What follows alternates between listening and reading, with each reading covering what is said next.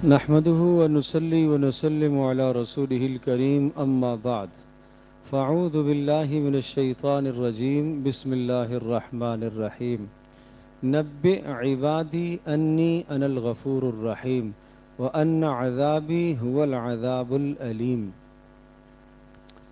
وقال رسول الله صلى الله تبارك وتعالى عليه وسلم قال الله عز وجل أنا عند ظن عبدی بی ان ظن بی خیرا فلہ وان ظن بی شرا فلہ او کما قال علیہ الصلاۃ والسلام رواہ احمد۔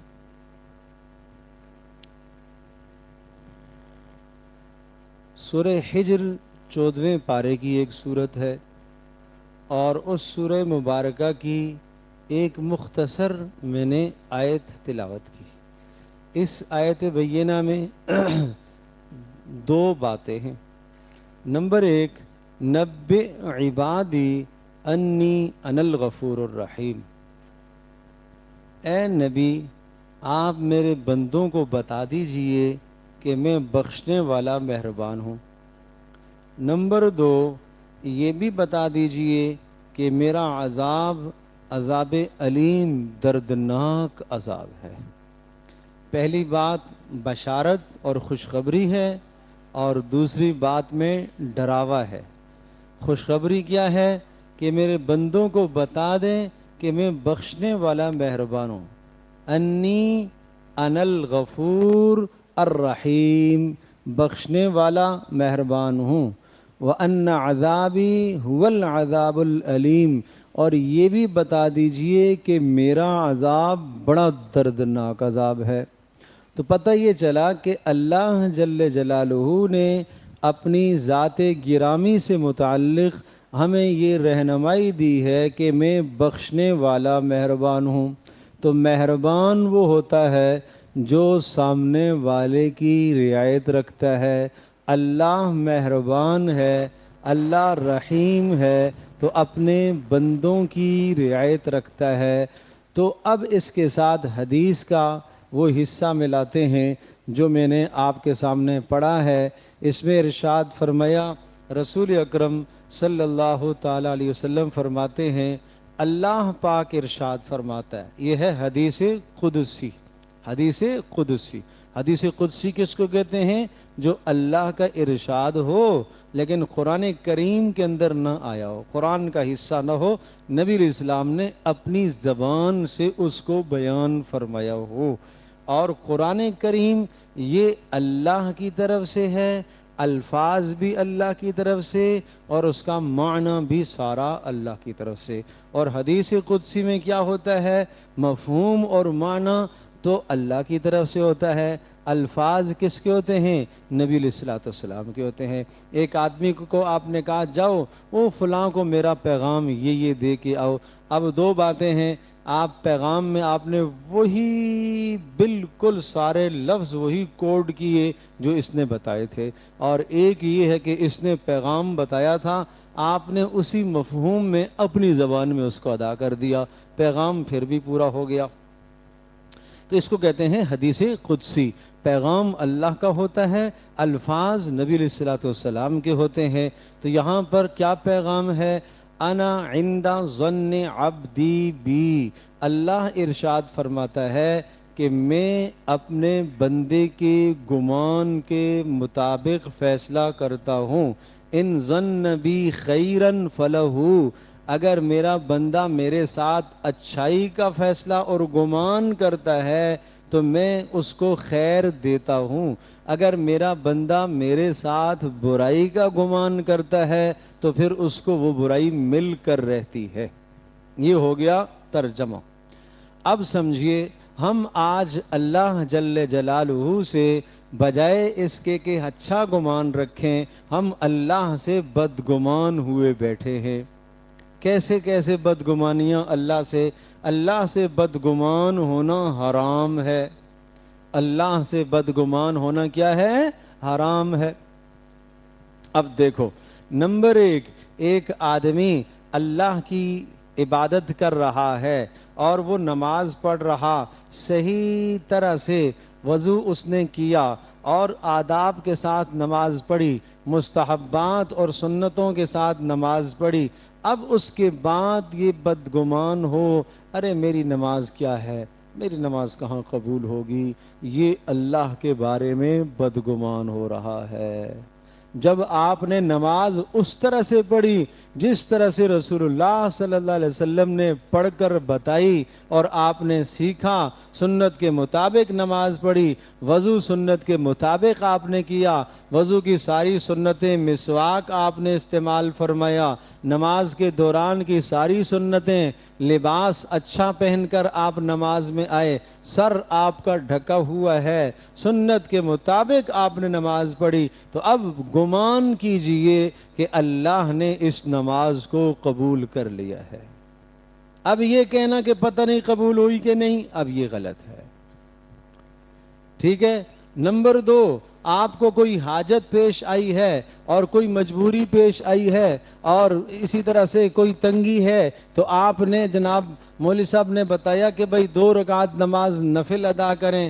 کیسے ادا کریں؟ اچھی طرح سے وضو کرے، کر لیا، اس کے بعد 2 رکعت پڑھیں، پڑھ لی، اس کے بعد جناب اللہ کی حمد و ثنا کریں، کر لی، اس کے بعد درود شریف پڑھیں، پڑھ لیا، اس کے بعد حاجت کی دعا پڑھیں، لا الہ الا اللہ الحلیم الکریم۔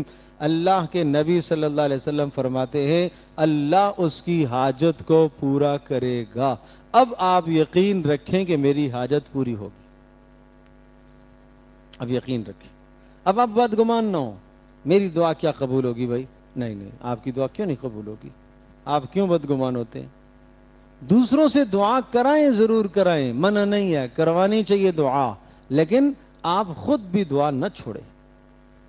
آج نہیں قبول ہوئی پھر کرے، پھر نہیں قبول ہوئی پھر کرے، پھر نہیں قبول ہوئی پھر کرے، کرتے رہیں، دعا نہ چھوڑیں آپ۔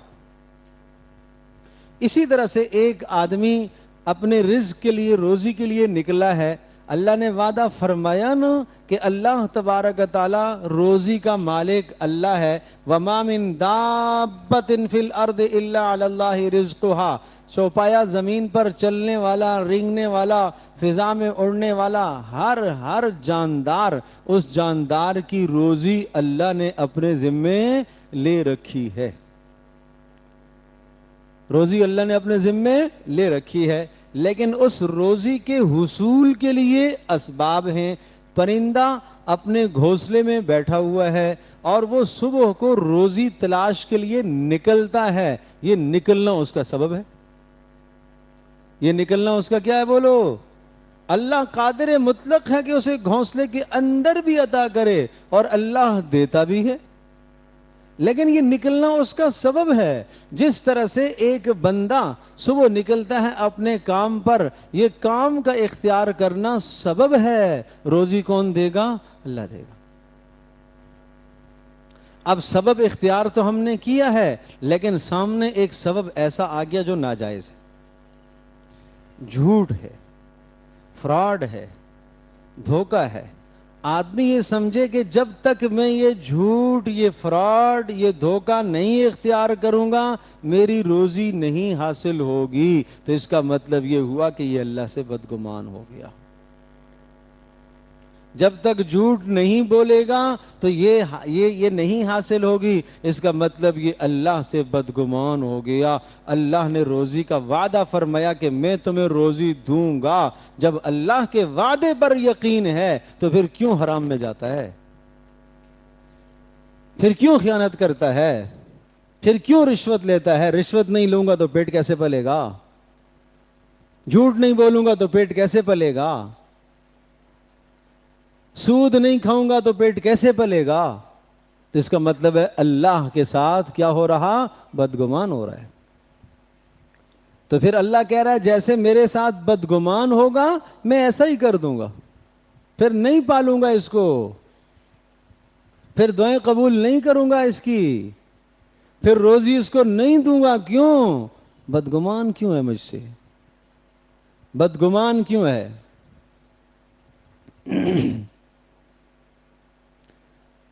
ایک دن کسی کا فون مجھے آیا، کہ جناب مول صاحب ایسا مسئلہ ہو گیا. وہ کیا ہے؟ کہا جی جو خواب دیکھتے ہیں ہم اور وہ صبح اسی طرح سے ہو جاتا ہے، صبح اسی طرح سے ہو جاتا ہے. پھر اگلے دن خواب آتا ہے کہ خواب آتا ہے اور پھر سارا دن خیال آ رہا ہوتا ہے ایسا اللہ نہ کرے ایسا ہو جائے، ایسا ہو نہ جائے، کہیں کہیں کہیں ایسا ہو نہ جائے. میں نے کہا اللہ کے بندے تم کیوں بدگمان ہو اللہ سے؟ چھٹکو ان خیالات کو. تم گمان کر بیٹھے ہو نا کہ ہاں ایسا ہونا ہے، ایسا ہوگا تو ہوگا. ایسا ہونے کا تو گمان رکھتا ہے تو اللہ ایسا کرے گا. تو اچھا گمان کیوں نہیں رکھتا؟ یہ جو سفر کا مہینہ چل رہا ہوتا ہے اس میں جو بدشگونیاں ہیں یہ بدگمانیاں ہیں، ساری یہ بدگمانیاں ہیں. اگر اس وقت میں پرندہ آ کے بولتا ہے تو یہ ہوتا ہے، یہ ہوگا تو یہ ہوتا ہے. یہ آپ نے گمان بنایا ہوا ہے. جیسا تم گمان کرو گے ایسا فیصلہ ہوگا. آپ اللہ سے اچھا کیوں نہیں گمان رکھتے ہو؟ نفع اور نقصان کا مالک اللہ ہے، کسی کو اللہ نے کوئی اختیار نہیں دیا. نفع کا مالک اللہ، نقصان کا مالک اللہ ہے. اللہ اکبر. موت کے منہ میں بھی جا کر صحابہ کہتے تھے اگر اللہ نے میری موت اس وقت لکھی ہوئی تو آئے گی اور نہیں لکھی تو تو کچھ نہیں کر سکتا میرا. اگلے نے تلوار سونتی ہوئی ہے پھر بھی وہ کہہ رہے ہیں کہ اگر اللہ نے میری موت لکھی ہوئی تو آئے گی تیرے ہاتھوں، نہیں لکھی ہوئی تو نہیں آئے گی. کیا یقین تھا اللہ پر، کیا ایمان تھا اللہ پر. موت و حیات کا مالک تو نہیں ہے، ہاں سبب تو بن جائے گا. موت و حیات کا مالک اللہ ہے. عبداللہ بن حذافہ سہمی رضی اللہ تعالی عنہ، ان کے سامنے ان کے ساتھیوں کو گرم ابلتے ہوئے کڑھائی میں ڈالا گیا اور ایک دم سے ان کے جسموں سے ہڈیاں جدا ہو گئیں اور گوشت جل کے کوئلہ ہو گیا. یہ منظر دیکھ رہے ہیں اور کہا اب تیرا نمبر آ رہا ہے، اب تجھے ڈالا جائے گا. عبداللہ بن حذافہ سہمی فرماتے ہیں اگر اللہ پاک نے آج میری موت لکھی ہوئی تو ہاں میری موت آئے گی، نہیں لکھی ہوئی تو موت نہیں دے سکتا. سوچو تو صحیح، سوچو تو صحیح. اگر ہمارا اللہ پر یقین نہ ہو تو پھر ہم اس شخص کے پاؤں پکڑ جائیں اللہ خدا کے واسطے مجھے چھوڑ دے، وہ اللہ کے واسطے مجھے چھوڑ دے. لیکن وہ اس حال میں بھی اللہ کی طرف رجوع کر رہے ہیں، اس حال میں بھی اللہ کی طرف رجوع کر رہے ہیں. اللہ نے لکھی ہوئی ہو تو میں راضی ہوں، ایک دن تو مرنا ہی ہے. اسی جگہ پر اگر آج اللہ نے میری موت لکھی ہے تو میں اس موت پر راضی ہوں. غم کی کیا بات ہے اس میں؟ لے آؤ بھائی اس کو جھکڑو. زنجیروں میں جھکڑ دیا گیا عبداللہ بن حذافہ سہمی رضی اللہ تعالی عنہ کو، اور جب لائے گئے اس کڑاہے کی طرف گرم کڑاہے میں ڈالنے کے لیے آنکھوں سے آنسو بہنے لگ گئے. بادشاہ نے کہا پوچھ لو. بادشاہ کا مطالبہ کیا تھا؟ نصرانیت قبول کر لے تو چھوڑ دوں گا، اسلام کو چھوڑ کر نصرانیت قبول کر لے تو چھوڑ دوں گا. تو آنکھوں سے آنسو بہ پڑے. بادشاہ نے کہا پوچھو اس سے، شاید موت سے ڈر گیا ہو اور اپنی موت یاد آئی ہو تو رو رہا ہے، تو اس سے پوچھ لو اگر نصرانیت قبول کرتا ہے تو چھوڑ دوں. ہاں عبداللہ کیا خیال ہے، نصرانیت قبول کرو گے؟ کیوں رو رہے ہو؟ کہا نہیں کروں گا. کہا پھر رو جو رو رہے ہو؟ کہا رو اس لیے رہا ہوں تو ایک جان ہے نا، ایک جان ہے ابھی چلی جائے گی. تمنا یہ ہے کہ جسم پر جتنے بال ہیں اتنی جانیں ہوتی آج محمد رسول اللہ صلی اللہ علیہ وسلم کے دین پر قربان کرتا. ایک جان ہے بھائی، ایک جان ہے، کیا ہوگا. عجیب لوگ تھے، عجیب لوگ تھے، عجیب لوگ تھے. اللہ پر گمان دیکھو، اللہ پر گمان دیکھو. اللہ ہمیں یہ نصیب فرمائے. اللہ پر گمان دیکھو. اللہ اکبر. ابو دردہ رضی اللہ تعالی عنہ کہنے والے نے کہا آپ کا مکان جل گیا. نہیں جل سکتا. کہا جل گیا بھائی. ارے نہیں جل سکتا بھائی، وہ جل گیا. نہیں جل سکتا، نہیں جلا. اس قدر یقین سے کہہ رہے ہیں نہیں جلا اور نہیں جل سکتا ہے اور نہیں کوئی جلا سکتا ہے میرے مکان کو. ہیں کیا چیز لگائی ہے, کوئی مسالہ, کوئی کیمیکل لگا دیا مکان کے ساتھ؟ نہیں نہیں نہیں نہیں. تھوڑی دیر کے بعد خبر آئی کہ مکان آپ کا بچ گیا.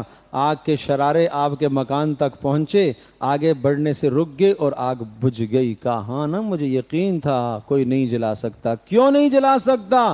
کہا میں نے پیارے پیغمبر صلی اللہ علیہ وسلم کی بتلائی ہوئی وہ دعا پڑھی تھی, جو آدمی اس دعا کو پڑھ لے اللہ اس کے جان کی, اس کے مکان کی, اس کے گھر کی, اس کی اولاد کی حفاظت کرے گا. جب یہ دعا میں نے پڑھ لی تو کوئی کیسے جلا سکتا ہے اس کو؟ اللہ کے نبی نے جب حفاظت کی ذمہ داری دے دی تو کیسے ہو سکتا ہے یہ؟ مجھے بتاؤ, مشاہدے کو جھٹلا دیا, دیکھنے کو جھٹلا دیا, دیکھنے کو جھٹلا دیا, خبر کو جھٹلا دیا, حدیث پر یقین ہے, نبی کی بات پر یقین ہے, اللہ کی بات پر یقین, جھٹلا دیا ظاہری بات کو. تو ہمیں اللہ سے گمان رکھنا چاہیے نا. اچھا آپ صبح نکلے, پڑھیے آپ نے بسم اللہ توکلت علی اللہ لا حول ولا قوت الا باللہ, پڑھیے. اب بھروسہ رکھو اللہ پر, اب بھروسہ رکھو, یقین رکھو کہ فرشتہ اعلان کرتا ہے ہدیتا, اس کی رہنمائی ہو گئی, ووقیتا, ہر شر سے بچا لیا گیا, وکفیتا, اللہ پاک نے اس کی کفایت خود کر لی. اپنے بچے کو صبح گھر سے نکالتے ہو تعلیم کے لیے, اسکول کے لیے, جوان کاروبار کے لیے نکلتا ہے, ماں یہ دعا پڑھائے اور اس کے بعد ماں مطمئن ہو جائے میں نے تو اللہ کے سپرد کر دیا اس کو, اب سپرد کر دیا میں نے, اب کیا پریشانی ہے؟ تو فرمایا کہ بندے جس طرح سے گمان کرتے ہیں اللہ پاک ایسا ہی فیصلہ کرتا ہے. بیماری ہے, اس بیماری کے موقع پر دوا دارو اختیار کرو. یہ دوا نہیں دوں گا تو شفا نہیں ملے گی. حرام کا راستہ آ گیا سامنے, حرام کی دوا آ گئی ہے, ارے یہ نہیں کھلاؤں گا تو نہیں شفا ملے گی. اللہ سے بدگمان ہو گیا ہے, اللہ سے بدگمان ہو گیا ہے, اللہ کی قدرت سے بدگمان ہو گیا ہے. یہ کیسے ہو سکتا ہے اللہ, یہ کیسے ہو سکتا ہے؟ بدگمان ہو جاؤ. جتنا ایمان پختہ ہوگا اتنا اللہ سے گمان اچھا ہوگا بھائی. ارے میرے عزیز, میرے دوست, اگر کوئی آدمی یہ دعویٰ کرے کہ جاؤ آج تیرے گھر کی کفالت میں کرتا ہوں, 1 مہینے تک تم چلے جاؤ, میں تیرے خرچے اٹھاؤں گا اور تیرے گھر کی نگہداشت اور حفاظت کروں گا, اس بندے پر آپ کو یقین ہونے لگتا ہے یہ بندہ جو ہے اچھا ہے اور نیک آدمی ہے اور یہ اچھی بات کہتا ہے اور یہ میرے گھر کی حفاظت کرے گا. ایک بندے پر یقین ہو گیا تو اللہ پر کیوں نہیں یقین ہے؟ اس لیے فرمایا کہ میں اپنے بندے کے گمان کے مطابق فیصلہ کرتا ہوں. اب میرے دوست نے, میرے پیارے نے کہیں اپنی نوکری کے لیے کہیں جناب درخواست جمع کرائی, اپلائی کیا اس نے, لیکن نہیں ملی. دعا کرتا رہا کرتا رہا کرتا رہا, نہیں ملی. بدگمان نہ ہو جاؤ اللہ سے, کہو کہ اس میں میرے لیے خیر نہیں تھی اس لیے نہیں ملی. جس دن خیر ہوگی, قد جعل اللہ لکل شیء قدرا, ہر چیز کا ایک وقت اللہ نے مقرر کیا ہوا ہے. جس دن اس چیز نے مجھے ملنا ہے اسی دن ملے گی, اس سے پہلے نہیں ملے گی. یہ میرا ایمان ہے, پکا کرو اپنے ایمان کو. قد جعل اللہ لکل شیء قدرا سیجعل اللہ بعد عسر یسرا, ہر عسر اور تنگی کے بعد اللہ آسانی پیدا کرے گا. یہ اللہ کا وعدہ ہے, ہر تنگی کے بعد اللہ آسانی پیدا کرے گا, یہ وعدہ ہے اللہ کا.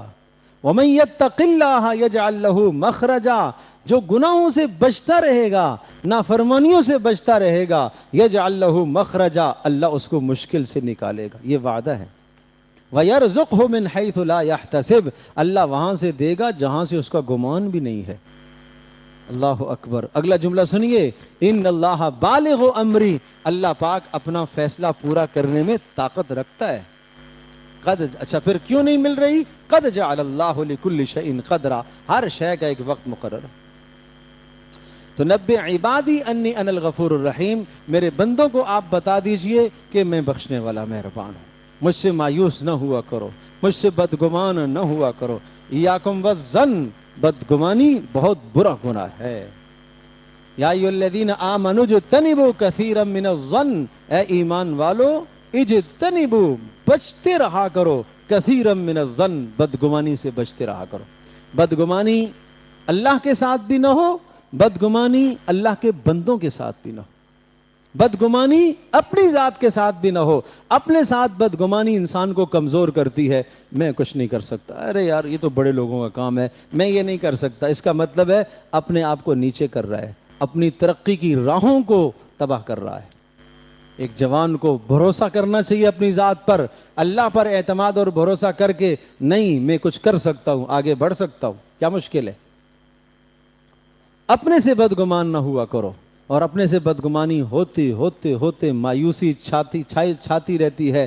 اور اگر ایسی صحبت مل جائے، ایسے لڑکوں کے ساتھ اٹھنا بیٹھنا مل جائے کہ جن کی حوصلے ہمیشہ سے پست ہیں، تو ان کی صحبت سے اس کے حوصلے بھی پست ہوں گے۔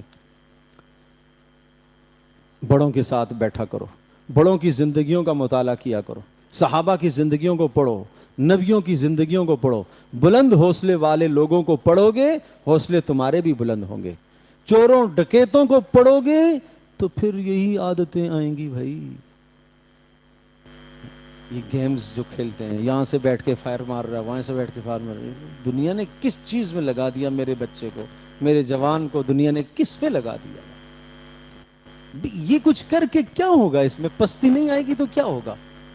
ڈکیتی، چوری، مار داڑ، یہ کیا ہے؟ یہ اس سے کیا حاصل ہوگا؟ یہ نوجوان اپنی فلاح، اپنی کامیابی ٹک ٹاک میں سمجھتا ہے، کیا ہوگا اس سے بھائی؟ اللہ کے بندے کس میں تو لگ گیا ہے؟ زیادہ تیرے ویوز ہو جائیں دیکھنے والے، اور زیادہ جناب تیری چیزیں نشر ہو جائیں ویڈیو، یہی کیا ہے؟ یہ کوئی زندگی ہے؟ اور جوانوں، تم نے امتوں کی تقدیر بدلنی ہے، امتوں کی تقدیر جوان بدلتا ہے۔ ماحول بدلو اپنا۔ تو بہرحال اپنی ذات سے بھی بدگمان نہیں ہونا چاہیے، اللہ سے بھی بدگمان نہیں ہونا چاہیے، اللہ کے بندوں سے بھی بدگمان نہیں ہونا چاہیے۔ اچھا گمان رکھو۔ جب تک کسی کی برائی سامنے کھلی آنکھوں سے نہ دیکھ لو، فیصلہ نہ کرو، فیصلہ نہ کرو۔ اگر کسی کی برائی ایسی ہے کہ جس کی برائی سے دوسروں کو نقصان ہے، پھر بتلا سکتے ہو۔ اگر اس کی برائی اس کی ذات تک محدود ہے، چپ ہو جاؤ بس۔ اس کی برائی سے اس کی ذات کو نقصان ہو رہا ہے، منہ بند کر لو، اس کے عیب کو چھپا لو۔ اگر اس کی برائی سے دوسروں کا نقصان ہے، پھر مطلع کرو، پھر بتاؤ۔ بلا وجہ بدگمانیاں نہ پھیلاؤ، بدگمان نہ ہوا کرو۔ سوء ظن بدترین چیز ہے۔ یہ بدگمانی یہ شیطان کو موقع دیتی ہے، بدگمانی تجسس کو موقع دیتی ہے۔ ایاکم والظن کا نا، یا ایھا الذین آمنوا اجتنبوا کثیرا من الظن، ایمان والو بدگمانی سے بچو۔ اس کے بعد کیا ہے؟ ولا تجسسوا، ٹوہ میں نہ پڑو۔ اس لیے کہ جب بدگمانی آتی ہے نا کسی کے متعلق، تو پھر آدمی اس کی اپنی بدگمانی کو پکا کرنے کے لیے اس کی ٹوہ میں پڑتا ہے، اور اس کے عیب چنتا ہے، عیب چنتا ہے، عیب چنتا ہے۔ اور عیب چننے کی مثال جانتے ہو کیا ہے؟ جیسا کہ مکھی پاخانے پر بیٹھتی ہے، یہاں سے بھی چنتی ہے، یہاں سے بھی چنتی ہے، یہاں سے۔ ایک ہے شہد کی مکھی، وہ پھول چنتی ہے، صاف بات لیتی ہے، صاف صاف۔ وہ کڑوا پھول نہیں چنتی، کڑوے پھول پر نہیں بیٹھتی، وہ مضر پھول پر نہیں بیٹھتی۔ تو جو آدمی دوسروں کی خوبیاں دیکھ کر چلتا ہے، اس کی مثال شہد کی مکھی کی سی ہے، اور جو آدمی ہمیشہ دوسروں کی نکتہ چینی کے پیچھے پڑتا ہے، اس کی مثال عام مکھی کی سی ہے جو گندگی اور غلاظت پر بیٹھتی ہے۔ پھر اس کا مزاج ہی یہی بن جاتا ہے، مزاج ہی پک جاتا ہے اسی طرح سے۔ تو لوگوں سے بھی بدگمان آدمی کو نہیں ہونا چاہیے، بدگمانی نہیں رکھا کرو، اچھا گمان کرو، اچھا گمان کرو۔ کہو میری غلطی ہے، میری آنکھوں کی غلطی ہو سکتی ہے، میرے دیکھنے کی غلطی ہو سکتی ہے۔ پھر بدگمانی کے بعد آدمی ٹوہ میں پڑتا ہے، عیب نکالتا ہے، پھر عیب نکالنے کے بعد کیا کرتا ہے؟ قرآن کہتا ہے وَلَا يَغْتَبْ بَعْضُكُمْ بَعْضًا، غیبت نہ کرنا۔ ان تین گناہوں کو ایک ساتھ جوڑا، بدگمان نہ ہوا کرو، ٹوہ میں مت پڑا کرو، غیبت مت کیا کرو۔ بدگمانی کے بعد آدمی اپنی بدگمانی کو پکا کرنے کے لیے کیا کرتا ہے؟ ٹوہ میں پڑتا ہے. جب ٹوہ میں پڑتا ہے چند گندگی اور عیب مل گئے, ان عیبوں کو اچھالتا ہے اور کیا کرتا ہے؟ غیبت کرتا ہے. تو خلاصہ کلام یہ ہوا آج کے بیان کا میرے پیارو. آج ہم طے کرتے ہیں انشاءاللہ اللہ کے ساتھ ہم کیا کریں گے؟ بولو, اچھا گمان رکھیں گے. اللہ کے ساتھ کیا کریں گے؟ اچھا. مایوس نہیں ہوں گے اللہ سے کبھی بھی. اپنا پیارا رب ہے, ماؤں سے زیادہ پیار کرنے والا ہے, باپ سے زیادہ پیار کرنے والا ہے. ہم اللہ سے اچھا گمان رکھیں گے. نمبر 2, اپنی ذات کے ساتھ بھی اچھا گمان رکھیں گے کہ میں یہ کام کر سکتا ہوں. اپنے حوصلوں کو پست نہیں ہونے دیں گے, اور نہ ایسی مجالس میں بیٹھیں گے, اور نہ ایسے کام کریں گے جس سے ہمارے حوصلے پست ہوں, جس سے ہمارے حوصلے پست ہوں. ٹھیک ہے. اور تیسرا, اللہ کے بندوں کے ساتھ بھی ہم اچھا گمان رکھیں گے. جب تک ظاہری کوئی جرم سامنے نہ آ جائے ہم نہیں بولیں گے. اور ایسا گناہ کہ ایسا جرم کہ جس سے دوسروں کو نقصان آیا تو پھر مطلع کرنے میں حرج نہیں ہے. اور اگر ایسا جرم اور گناہ ہے جو اس کی ذات تک محدود ہے تو پھر آدمی خاموش ہو جائے. سارے عمل کریں گے انشاءاللہ. آپ دیکھیں آج سے ان 3 باتوں کو آپ لے لیں, انشاءاللہ آپ کی زندگی میں کیسے انقلاب آتا ہے آپ دیکھیں گے. آپ دیکھیں گے بہت ساری مشغولیات, مصروفیات, فضولیات, لغویات آپ کی چھوٹ جائیں گی. آپ کو عبادت کا بھی وقت ملے گا, تلاوت کا بھی وقت ملے گا, ذکر کا بھی وقت ملے گا. انشاءاللہ لغویات سے اپنے آپ کو چھڑا لیں گے. اللہ پاک مجھے بھی آپ کو عمل کی توفیق عطا فرمائے.